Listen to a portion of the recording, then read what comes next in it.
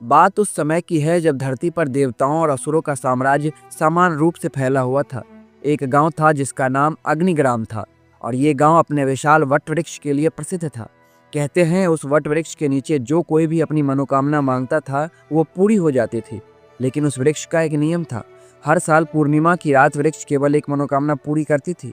इस चमत्कारिक वृक्ष को गांव वाले तिलस्मी वृक्ष कहते थे।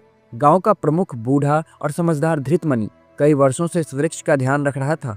उसने एक दिन गांव वालों को बुलाकर बताया, तिलस्मी वृक्ष ने मुझे संकेत भेजा है। वो कहता है कि इस साल की पूर्णिमा पर एक ऐसा व्यक्ति वृक्ष के पास आएगा जिसकी मनोकामना सुनकर सबकी दुनिया बदल जाएगी। लेकिन ये तय करना तुम्हारा काम होगा कि किसकी प्रार्थना वृक्ष के लिए योग्य है। यदि तुम गलत व्यक्ति को चुनोगे तो ये वृक्ष हमेशा के लिए अपना चमत्कार खो देगा। ये सुनकर पूरा गांव चौंक गया। हर किसी ने अपनी अपनी योजना बतानी शुरू की। कोई अमीर बनने की ख्वाहिश कर रहा था तो कोई अपने दुश्मनों से बदला लेना चाहता था। पूर्णिमा से एक दिन पहले गांव में एक अजनबी आया। उसके कपड़े मैले थे, चेहरा थका हुआ और आंखों में एक अजीब सी चमक थी। उसने अपना नाम बताया, सत्यकांत। वो वृक्ष के पास जाकर चुपचाप बैठ गया। गांव वालों ने उसे घूरा मगर उसने किसी से बात नहीं की। धृतमणि ने सत्यकांत से पूछा, तुम यहाँ क्यों आए हो? क्या तुम्हें भी वृक्ष से कुछ चाहिए? सत्यकांत ने गंभीर स्वर में कहा, मुझे वृक्ष से कुछ नहीं चाहिए। मैं सिर्फ ये देखने आया हूँ कि तुम्हारे लालच के कारण ये तिलिस्मी वृक्ष अपना जादू खोता है या नहीं। सत्यकांत की बातें सुनकर गांव वालों में गुस्सा भड़क आया। एक अमीर व्यक्ति बोला, कौन है ये फटेहाल आदमी जो हमें सीख दे रहा है? दूसरी ओर गांव का सबसे गरीब किसान बोलता है, मैंने अपनी सारी जमीन बेच दी है ताकि वृक्ष से थोड़ी समृद्धि मांग सकूं। मुझे ये मौका चाहिए। धृतमणि ने कहा, तुम सबकी इच्छाएं सुनी जाएगी, लेकिन याद रखना वृक्ष केवल सही व्यक्ति का प्रार्थना सुनेगा। पूर्णिमा की रात आते ही वृक्ष के नीचे सभी इकट्ठा हो गए। सबसे पहले अमीर व्यापारी ने कहा, मुझे दुनिया का सबसे ताकतवर व्यक्ति बना दो। वृक्ष खामोश रहा।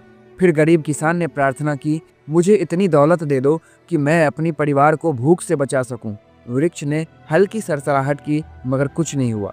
अंत में सत्यकांत ने वृक्ष के सामने जाकर कहा, मैं कुछ नहीं मांगता, लेकिन अगर ये वृक्ष सचमुच तिलस्मी है तो ये फैसला करे कि कौन इसका असली अधिकारी है।